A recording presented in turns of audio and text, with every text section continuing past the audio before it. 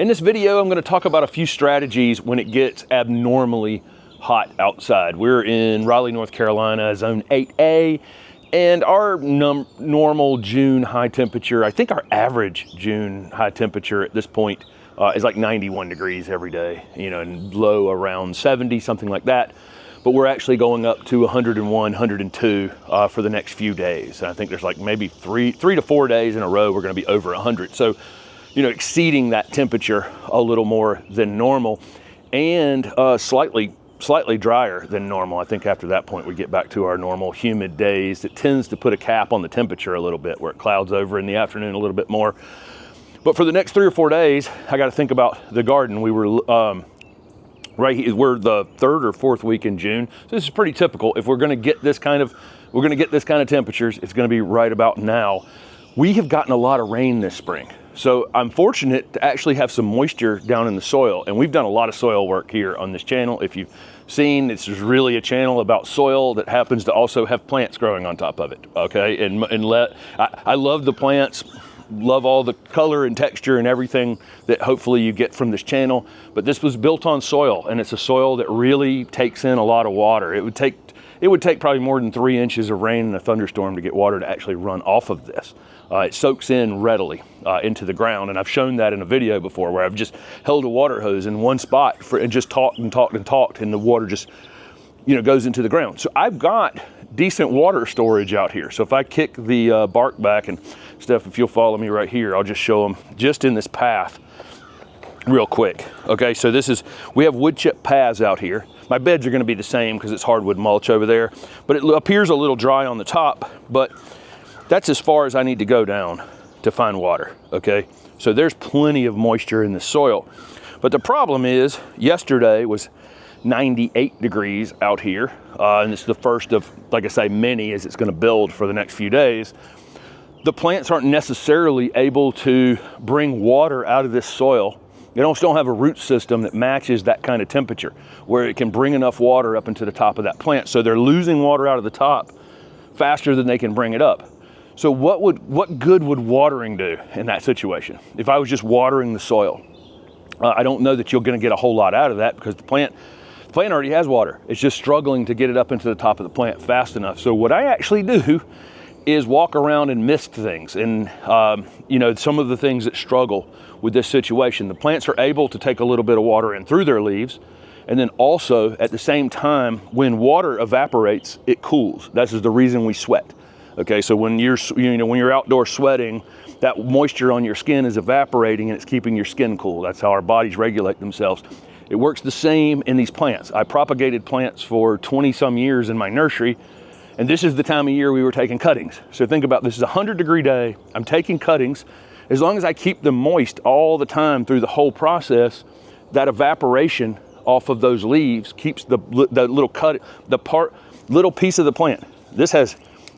This has no roots on it, right? But I'm able to take this off of this plant.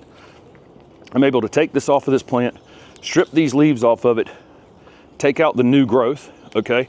Stick it in something, and as long as I keep these leaves moist, that evaporation around that plant will keep it cool enough that it doesn't lose water out of its, because this is the only water it's got, right, is what's left, because it's got no roots, to keep it from dying. The same thing works out here in the garden.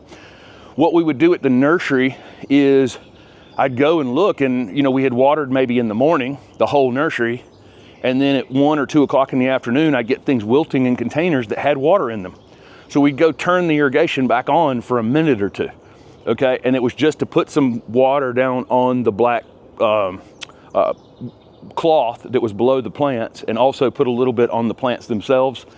And just like that, things would pop right back up. It just allowed the plant just a second to catch back up and not take any actual damage from that. So that's one strategy I use. Now, on the other hand, if I do kick this back and there's no moisture there, I'm watering, okay? And I will typically, if I'm gonna water this well, I'm probably just gonna, because we don't have an irrigation system, if I get to the point where I do have to irrigate this, I'm going to have to start probably in the morning and just run 40 minutes on this section and 40 minutes on that section with some sort of oscillating sprinkler of some kind, and that's how I would do it. But I need If I'm gonna water, I'm gonna water really deeply. But if I have water in the soil and things are wilting, I'm just gonna run some sort of mist on it during the middle of the day. Some of our plants that have larger leaves will struggle regardless of whether I mist them, whether they have enough water in the ground or whatever. You can use a strategy, because I'm only talking about a week here. It's gonna back to the low 90s, our normal kind of temperatures for this time of year. Humidity will be back. Plants will be able to take some water out of the air. They'll be able to keep up in a week. So this week on this big leaf hydrangea that's blooming back here, that's gonna literally wilt every afternoon, I could put some sort of shade cloth over that. So if I got a 50% shade cloth or some sort of row crop cover, I probably don't want it directly on the plant itself, because I don't want to, you know, a black shade cloth could potentially bring in some heat that could burn it. So I want it up and off of it. You could use a sheet for this as long as you can keep it up and off of the plant. But any of these big leaf plants, there's a Farfugium right here, previously known as Ligularia, and you still have Ligularias in the north, but Farfugium down here. Acanthus, this is a particularly bad one for wilting in the afternoon heat this time of year. And again, it's one I could put it. We were at a neighbor's house last year that had watched the channel, and we met them for the first time. They had an acanthus in their back garden, and it happened to be during one of these heat dome situations, and they had an umbrella over their acanthus. You know, for, you know, you put in just one of those regular lawn umbrellas that you would have. They probably had to do that for 4 or 5 days, and then once we're past it, and again we get back to normal temperatures that thing's kind of prepared for, you can take it down. One thing I'm definitely gonna back off on this week would be fertilizer. You guys know how little I actually fertilize out here. Not gonna go through my fertilizing strategy, but I'm gonna say, if you are on some sort of pattern where you're fertilizing with some sort of liquid fertilizer every week, whether that's containers or annuals or whatever it is, this might not be the week I'm gonna do that. If it's in excessive heat, I'm not gonna ask these plants, they're in survival mode. And so, you know, asking them to grow during that might be a bit much. So maybe back off of that pattern if you are in one of those patterns during the week. One thing I'll say is we're at the point, this has happened at the right time. I would not wanted this to happen back in May, you know, where we would have gone to super excessive temperatures, because the plants were in their growth cycle. They were coming out, putting on all their new growth. A lot of these plants are pretty capable of going into a summer dormancy where they still look okay, they still look like it's summertime, but they're not actively growing. And so I think this heat dome, or this excessive heat, will kind of slow a lot of these things down that are finishing up their growth pattern anyway. So I also wouldn't want to be throwing fertilizer at those things, because they're kind of naturally going through a slowdown. Some of those will pick back up toward the end of summer. Some of them are done for the season. They've done their growing, and that's it. A lot of trees would be an example of that. Another thing is mulch, so having the ground covered. Now what I'll say is I'm probably not mulching on a 102-degree day for your own personal safety, obviously, and also the mulch can get really hot. So if I dump a pile of mulch on the driveway today, and it's 102, 100, you know, for the next 3 days, even if I'm taking good care of myself and only working in the morning, I'm putting extremely hot mulch down in these beds, which could potentially do some damage to some of the things in the bed. So hopefully this is a backing up lesson in time and saying that mulch would help me regulate the soil moisture. You saw me kick that mulch back over there and how much moisture there is under it. If I had let my mulch just basically disappear out here, so would that water. That water would also have gone at this point. So that's extremely helpful. Plus, also the sun just beating down on the roots of your plants if you don't have any mulch down. So this is another reason, you know, sometime during the spring or late winter to get those, you know, get it mulched so that you're prepared for the ups and downs, you know, of the year, the cold in the winter and the hot in the summertime. Let me give you the prune, not prune demonstration here, because I think if you were to just Google what would I do when it's hot in the garden, you would definitely get do not prune. Okay, and I don't think that's 100% true, but it's definitely partly true. So this conifer that's back here, see how thick that is, the growth is on that? If I go in here and start pruning it, I'm actually gonna expose foliage that has not had direct sun on it. So imagine, you know, it's like going outside after being inside for the winter to the beach the first time. And I'm sure a few of you have probably already had this experience, being June now, that sometime back on Memorial Day, you went outside on the wrong day with your winter color and got burned. Same thing would happen on that conifer. So I don't want to prune that at all. If that thing was having a struggle because of the heat, I might almost pop it out of the ground and put it back in the container. Let's say I had spring planted it or something, and then put it in part shade for the next week or two and keep it watered. That might be my strategy rather than prune on it. Now, if you have a leafy evergreen like this, there's a variegated Encore Azalea here. It's in great shape. It's been in the ground long enough, it's not going to struggle at all here this week. But let's say I had spring planted it and it was still kind of afternoon wilting a little bit, despite the fact that I had, there's water in the soil. It just has not rooted out enough to actually access any of that water at this point. You might be getting a little afternoon wilting on it. Again, I'll use that mist method to kind of cool the area around it. If that doesn't seem to suffice, I might go in here and just barely tip prune the end of these. You can get in here closer, Steph. When I say barely tip prune, I'm talking about taking that newest growth right off the end. So I'm really not pruning it in any way that visually you would see I'm pruning it. But that new growth where this thing's still trying to grow is what's using the water right now. It may cost me a few fall flowers on it, but at least the plant will still be in good shape this year, and then next year I can get all I can get out of it. The other thing I might prune right now are some of our annuals. Our annual flowers tend to ramp up and then go through kind of a slowdown and then ramp up and then kind of go through a slowdown. And so the salvia that Steph is showing you now, they're in pretty good, that's a lot of color on those. And so I don't really need to prune those off. If they were wilting every afternoon, maybe I would give them a haircut. I don't want to prune all of these at the same time because you can see how many bees are on them, right? So if I do any pruning here, I'm going to prune like a third at the time. I also don't want to go down into the foliage where it's going to burn potentially. Like I just said, if uncover something. So I'll just go through on these. This row right here is really slowed down. And so if I go through here and just take these flowers off, the flower spikes off the top like that, it's going to require less water and it can get started resetting. And so by the time, hopefully, the new growth and the new flowers will match up to it being slightly cooler outside, when these come back around. Again, I don't want to expose any foliage that's not exposed, but just coming through here and tip pruning them is fine. I might do this a little later in the day. As I'm filming this, the bees have already shown up, so I don't want to take them away from them. But maybe in the evening, we'll take this group right here and just kind of give it a haircut, leave that group up, and then we'll rotate them back and forth. But definitely this week would be a good week to go and address some group of it. This one I won't have to water at all this week if I deadhead them. This Leanne Claera would probably tell me when it's wilting, when it's being overwhelmed by the temperature.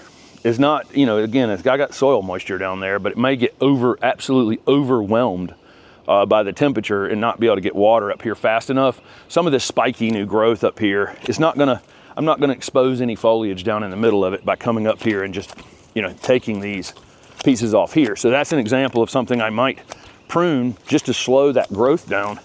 Now the plant's not trying to grow at the same time it's under all of this stress. I might clean this up a little bit better. But again, I didn't expose anything that hadn't had direct sunlight on it. So that may be an example of something I just walk over to and say, hey, let's not try to grow when it's 102 degrees outside and just catch up on the watering and keep the plant in good shape. Our sun patience, which will definitely take more sun than some of the old versions of these, will not take 102 degrees in the full sun in the porch in these containers. They'll wilt down in the afternoon even with water in the container. So we simply move them up 3 steps up to the top because it's in the shade a little earlier. So they'll get plenty of sun. Sun's starting to strike them now, as you can see. But by 12 or 1, they'll be back in the shade. We had them on the bottom step down there and they were getting an extra 2 hours of sun and they were just wilting down even with water in the container. Know the plants, right? That aloe right there, it's just capable of taking, whatever gets thrown at it. Probably likes it overall. So there's an African iris here as well. So the plants that we have in the full sun on the containers on the front porch are ones that if we happen to miss a watering somehow, just, we drop the ball somehow, these will be fine out here in the full sun. One thing to do during this would be to make notes on things that just absolutely collapse in the spaces that they're in this kind of heat. You may find that you've got some perennial that's just in too much sun, and it's just going to get worn out in the next 4 or 5 days. And at the end of this, where you probably don't want to be moving it now unless it was just planted. So if something was just planted, that would be a candidate for possibly pulling out of the ground if it's easy, and putting it back in a pot, putting it back in a part shade space, and seeing if you can get it to through the next few days, and then put it into a spot that's slightly more shady later on, or has a little bit more afternoon shade.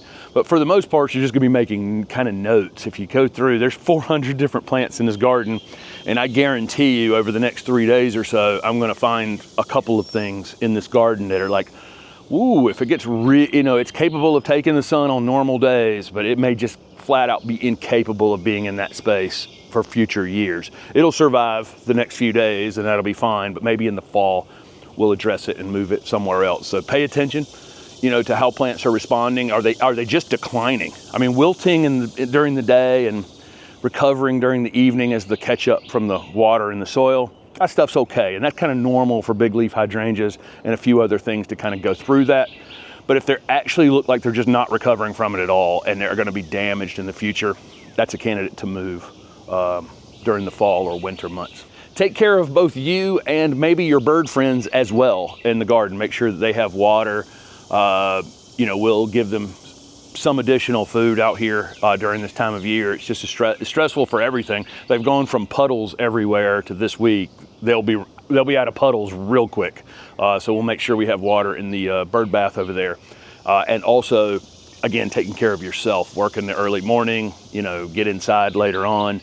I'll come out probably sometime around 1 or 2 today, and I'll do that spraying over a few things out here that I know will kind of wilt in the afternoon, that I kind of want to just cool off a little bit, if you have any of those things. And at the same time, because I got the water hose in my hand, I might spray it directly up in the air and allow it to come down on me a little bit too. That's kind of, to stay cool while I do that particular job. But then just get out of it. It's not any purpose, it's not important enough to hurt yourself. So I would throw that out. So good luck over the, whatever amount of days that you're going to be in this, what they're calling a heat dome, which is just our normal Raleigh, North Carolina 100-degree week that we get virtually every summer. Sometimes it can occur in June, sometimes it can occur in July, sometimes it can occur in August. I'm glad that we ramped up to this, because we were quite cool in May. And so we've kind of ramped up to it. I think the plants are going to be okay this week. Again, it's right plant, right place. As I'm talking about 102 degrees here in Raleigh, you're laughing at me in Phoenix, right? I mean, you have to have the right plant for the right place, and building a resilient garden. We had lots of people here for our open garden this year, and lots of people here last year as well. And everybody wants to know how the plants look so lush, how the plants look so healthy, how they grow so fast, why they're growing faster than theirs. Like I have some sort of magic thing, or I'm working out here 10 hours a day tirelessly in anticipation of everyone arriving. But really it was just based on soil. And I can't stress that enough, that this HortTube with Jim Putnam channel is about building resilient gardens at the end of the day. And that requires soil prep, and that requires right plant in the right place. To build a resilient garden for yourself in the future, so that when we have something like this, it's not a panic in the future. It may be, you may make observations and you may make changes based on those ups and downs for sure, right?